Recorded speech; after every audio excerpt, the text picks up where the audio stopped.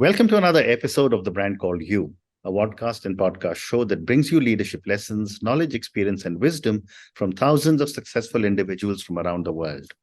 I'm your host, Ashutosh Garg, and today I'm privileged to welcome a very accomplished professional from the world of finance from London, UK, Mr. Ali Farid Khwaja. Ali, welcome to the show. Thank you, Ashutosh. It's a pleasure to be here. Thank you. Ali is the Chief Executive Officer of Oxford Frontier Capital. He is the chairman and co-founder of KTrade Securities. Harvard Business School has published a case study on the success and impact of KTrade. Ali is a Rhodes Scholar and has worked with major companies before turning an entrepreneur. So Ali, before we talk about KTrade, tell me a little bit about your own journey. It keeps on getting longer, the journey. Originally, I'm from Pakistan. My parents were in the academia. They were both physicists. I studied computer science and economics, then went to Oxford with the Rhodes Scholarship, did financial economics at the business school, and then joined UBS to do tech research. This is the year 2005 when stocks like Nokia, Ericsson, and Alcatel were combined $700 billion market cap, and that was the European tech sector. It changed very quickly. I moved to the buy side, joined a hedge fund to invest in emerging markets, so starting EMEA markets, starting from Russia, going all the way down to South Africa. Then I went back to doing tech research at Berenberg, which is the oldest German bank, and I ran their fintech research practice. To that, I became CFO of one of the listed fintech companies. If you remember, 2012 is when the boom in fintech started, especially here in the UK. So everything was new, everything was shiny and growing, and a lot of excitement, a lot of buzz. So 2014, I became a group CFO and board director of SafeCharge PLC, a global payment processing company. They got acquired by a Canadian company. Now they're called Nove, listed on NASDAQ for around $900 million. And I became a partner at Autonomous Research, again covering fintech. And then 6 years ago, I left, put my money in, raised money from friends and family, colleagues, later on some VC funds, and invested to build digital brokerages businesses in frontier markets. So Pakistan was the first market, Saudi Arabia is the second market. Amazing. And as they say, the rest is history. Well said. To be written. Well said. So let's talk about KTrade. Ali, tell me, what was the main motivation behind establishing KTrade Securities? So the main motivation was that when we look in Europe or the US, the world where I work and where I live, everybody has access to financial markets. Like we are actually forced to do it even through our pension fund. I have two daughters, they're 13 and 10. And at early stage at school, they're taught about money, they're taught about savings. Well, I thought when I was growing up and being a child of two people in the academia, money was a taboo. It was considered to be extremely bad and impolite to even talk about money, forget about having any ambition to make money. So, and I thought that actually kept us back. It kept the middle class back, because you don't even aspire to be entrepreneurial, and it's considered to be something bad.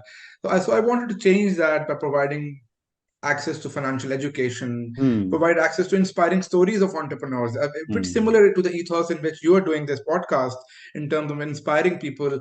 But I wanted to inspire them by telling them about stories of the successful businessmen who had created companies, and then giving them access to those companies through stock market so that a common person can invest in those companies. Yeah. What a great response. And you're so right.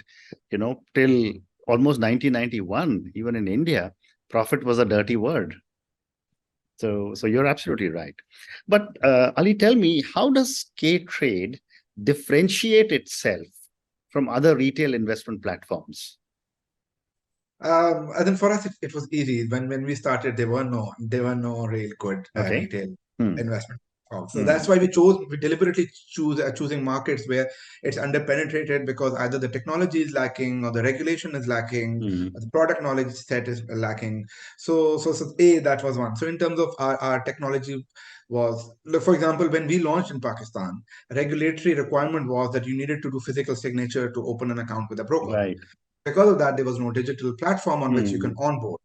Now, in the world of computer games, we all are familiar with the freemium model that you get something, and then Yeah. later on you can you do the KYC and get full access. So Mm. that's we introduced that, and because of that, we were able to get 1 million downloads, and we were able Mm. to get 400,000 people registered on the app. And then later on through that we converted them to we did the KYCs. Then the technology was superior. We introduced concepts which people had not done before. Mm. But second thing which was really important was developing trust. Right. In Pakistan, in this industry, and I'm quite it's quite similar, I'm sure, with India as well, Mm. that most of the large brokers were prop traders. They were Yeah. billionaires, but they were billionaires because of prop trading. So Mm. we said that we will not do any prop trading. We are Mm. FCA regulated out of the UK, so we Mm. had to confine with a much stricter, or not stricter, but at least more credible set of governance practices.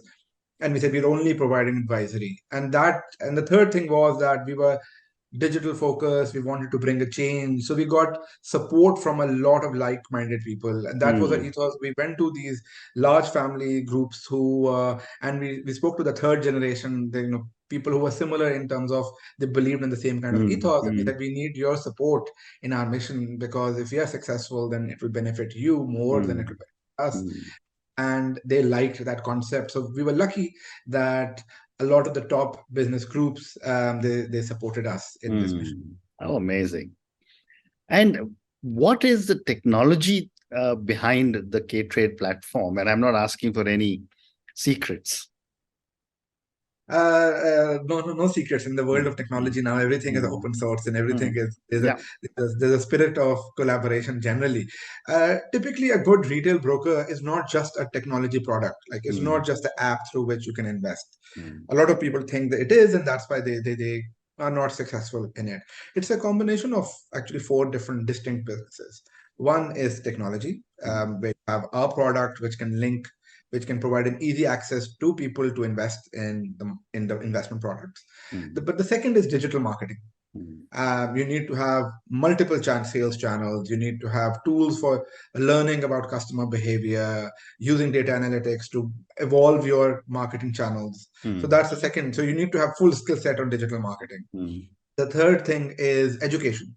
So we have a whole team which makes content on education. We have something called KSB Varsity. It's Mhm. an online MOOC, an online university, which has Mm. more than 4,000 students enrolled in it, Right. with zero marketing, with zero cost. The third is that. The fourth is understanding of compliance and regulation. So that Mm. has to be strong for obvious reasons. So it's a combination of multiple business sets. So hence the technology set is quite evolved. It's not just a product and you throw it out and people will come. Mm. Well said. And can you tell us a little bit about the investment options available to users of KTrade?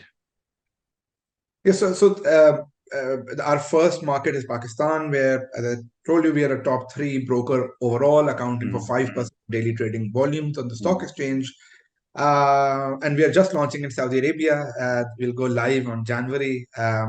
So all hands on deck for Right. that. Good luck. Um, Thank you. So Mm. in terms of like, coming to your question, in terms of access to which kind of products, so it's stocks which are listed on the Pakistan Stock Exchange, futures contracts, and these future contracts cover precious metals, currencies, agricultural commodities, which are traded on Pakistan Mercantile Exchange. Thirdly, money market funds, FX, and lastly, we also provide access to other mutual funds. So Mm. for people low risk product. So it's a full spectrum of stocks, commodity futures, as well as money market mutual funds. Fascinating. And do you also provide any services to be able to support people who don't have experience in investments or are not able to make informed decisions? Absolutely. So the biggest part of our work is on education. Mm. And the education work spans every single aspect of it. We have written ebooks. Like you, we also do a lot of podcasts. So if you go to our YouTube page, I think there are 1,000+ videos. We also use channels such as Facebook, LinkedIn for dissemination.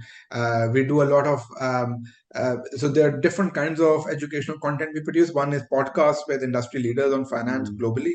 Mm. One is is called Know Your Company. So there's 600 companies listed on the stock exchange. We make it easy for people to understand those companies through these video sets. And then we have the whole MOOC, KSB Varsity. Right. As a group, we also actually have a full a licensed university, which is Okay. one of the large universities in Pakistan. So, Hmm. so it's a lot of focus on education, and hence we are not telling people, oh, you should only invest in stocks. Actually, we don't like to tell people that you should invest in this stock or that stock, because what I like or what might be suitable for me might not be suitable for you. Correct. So actually, that was the whole turning the business upside down from the industry perspective, that while in the past brokers used to say, oh, I am the expert, I'll tell you what to do, we said, we're not the expert, you are actually the expert. You have your own preferences, you have your own likes and dislikes, and actually you already know what to buy, because like in India, I'm sure, we are all Indian, like South South Asians, we're Asians, all yeah. opinionated people. So Correct. we all have opinions. So I Absolutely. said, you can translate your opinion into a stock. We ran a campaign, for example, saying, complain na karo, invest karo. I mean, which used to say that, a person used to say, oh, my electricity bill has gone up and what's going on? And the other person used to say, oh, but you can invest in these energy companies and benefit from Yeah. this. Yeah. So What a great call to action. If the electricity bill is going up, go and invest in the electricity company. Fantastic. Thank you. But, Ali, you spoke about a university. Tell me a little bit about the university and how is this tying in with your KTrade strategy? So the university which is central to our work is our digital university, KSB University. Because when you are encouraging people to invest, you are essentially inspiring them, and you're igniting the spark for them to dream big. Now, what is dreaming? How can you do that? You can do that by telling them about the stories of other people. You can tell them by showing them a route, that how can they become like those people. Now that is the process of education. So, for example, we have a course which is based on CFA Foundation certificate, and we converted that certificate into a set of videos and with the reading material through which if you complete it, you get that certificate. Another course we launched, which had nothing to do with stock market or nothing to do with finance, was Introduction to Silicon Valley. But it was important because if people are doing well, if they're getting jobs, only then will they have money to think about investing. Third, we started teaching people about programming on Web 3.0, so on programming for blockchain. Again, the ethos was that we are helping you achieve bigger and dreaming bigger, and everything else would sort out itself. And these are what, physical classrooms or online? So both. So the varsity is completely online. Then we have something called KTrade Trading Titans competition. It's a trading investment competition in which 54 universities participate across all over Pakistan. I think in the last competition, we had around 5,000 people. The winners get internships, they get cash rewards. And for that, the events are held at not all the 54 universities, but around like 15 universities in every city. So then the other students participate in that. Fascinating. But besides that, the last thing which I briefly mentioned is KSB IT, KSB Institute of Technology, which is a large university in Karachi with 3 campuses. Fascinating. And how does KTrade adapt to the changing market conditions to ensure optimal returns for your investors?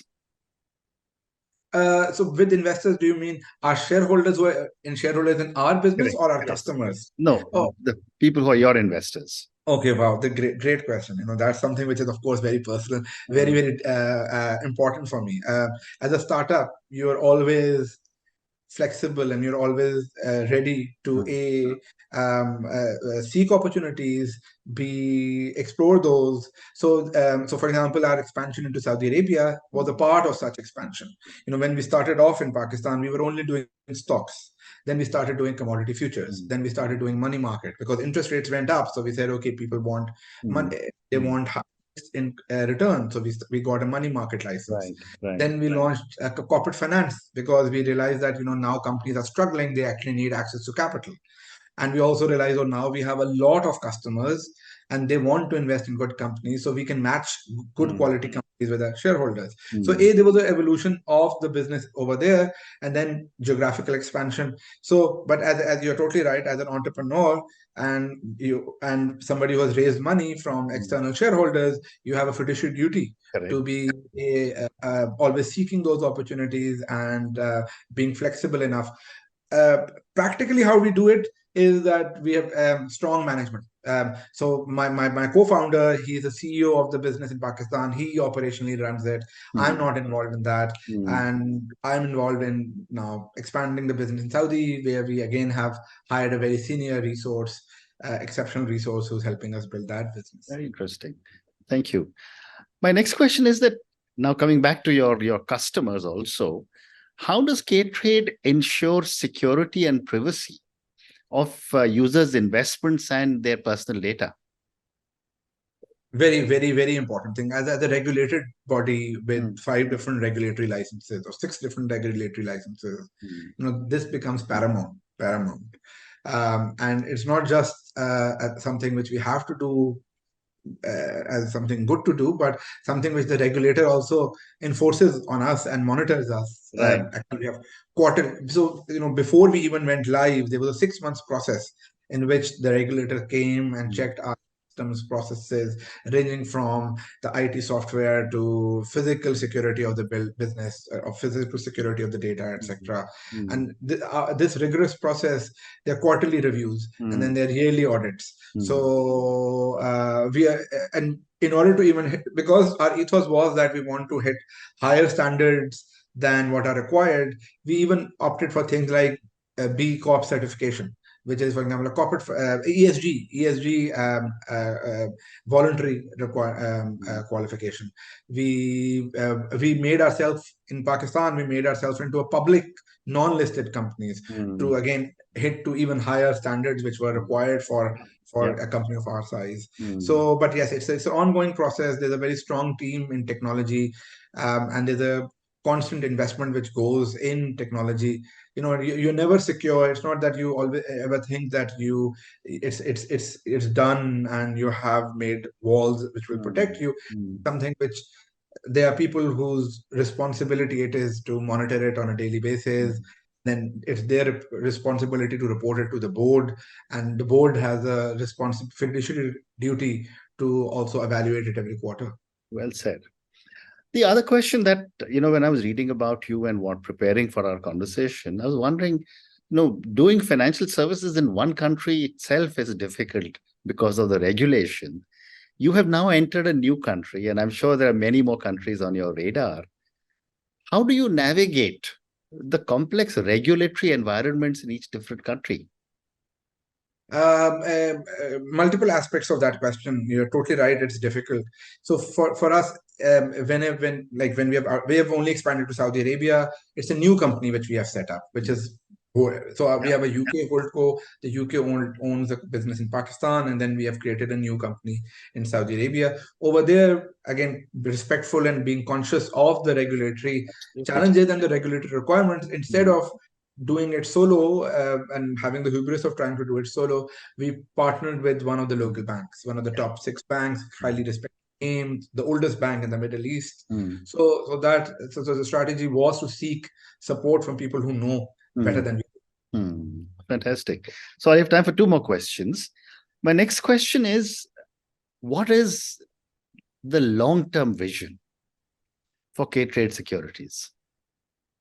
To provide access to millions of people to financial markets, and so that they're connected to the formal economy. This is really, really, really important for me. I'll give you one example. In 2008, when I was in investing in that hedge fund, investing in emerging markets, I went to this conference in Georgetown, which was hosted by the late Madeleine Albright. And there were people from multiple countries, India, Israel, US, and there was a lot of talk about conflicts. And I was in that room, and I was thinking, I have invested in almost all of these countries. I actually cheer for Israel as much as I do for Jordan, because when my investment in potash goes up, both of the countries benefit. So I have stakes, and that's because of my stakes. my economic and commercial stakes. I have links with all of these markets, and I want India to do well because I benefit from it personally as well. So I think that a lot of people, the reason why there's so much anger is because people don't feel a part of the system. Correct. If people in Pakistan become a part of the listed companies, if a part of the economic growth, then they will be happy, because they'll be happy for other people's success rather than being angry, annoyed, frustrated because of it. So I think finance and capital markets and capital is a very powerful tool of making people happy and giving them financial freedom, and that's all that makes me happy to see that we are helping change lives. Amazing. What a great response, and what a wise response. Thank you so much. And my last question to you, Ali, and this is for the thousands of people who will listen to our conversation. As someone who knows investments, understands investments, what would you say are 3 lessons you would want a lot of our young viewers and listeners to take away when they start thinking of investments? The first thing is that when you're investing in something, you are essentially backing an entrepreneur. You're backing and so for that, you must believe in whatever that entrepreneur is trying to create. If you don't have that faith in that entrepreneur, that management of that company, the ownership of that company, the corporate governance of that company, then you should not invest, regardless of what other people are telling you or how the company has been performing. So your ethos has to be aligned with the ethos of the other person. Secondly, you need to have a sense of adventure, because in investment, almost in line with the questions which you asked in this podcast, the world is changing. Every day is new. And especially in technology, most of the companies which are now in the top 100 companies in technology didn't probably exist 20 years ago. So you have to have that sense of adventure, the flexibility of learning and relearning, and thirdly, you have to go with the humility that you don't know anything. Because the markets have humbled many people, and often when we hear about case studies of people who have lost money, or people, is often because of hubris, where they think that they know it all and they can fight the market. So always have that humility, that you don't know anything. So link with people, network with people, learn about them before investing in their business. Secondly, be adventurous and learn new things. And secondly, even if you have learned a lot, always never forget that you don't know anything. Very well said. Very well said. On that note, Ali, and your 3 amazing lessons for investors: believe in the entrepreneur and their plans, trust their passion, develop a sense of adventure, because investing in a startup, investing in any kind of is always going to be a roller coaster ride. And third one, which is so important, go with humility. Thank you, Ali, for speaking to me about your own amazing journey. Thank you for speaking to me about KTrade and all the work that you're doing in Pakistan, the work that you're beginning to start in Saudi Arabia. And I'm sure I'll be seeing KTrade as a brand all over the world. Thank you again for speaking to me, and good luck to you. Absolutely, my pleasure. Thank you for your time. Really enjoyed talking to you. Thank you. Thank you for listening to the Brand Called You videocast and podcast, a platform that brings you knowledge, experience, and wisdom of hundreds of successful individuals from around the world. Do visit our website www.tbcy.in to watch and listen to the stories of many more individuals. You can also follow us on YouTube, Facebook, Instagram, and Twitter. Just search for the Brand Called You.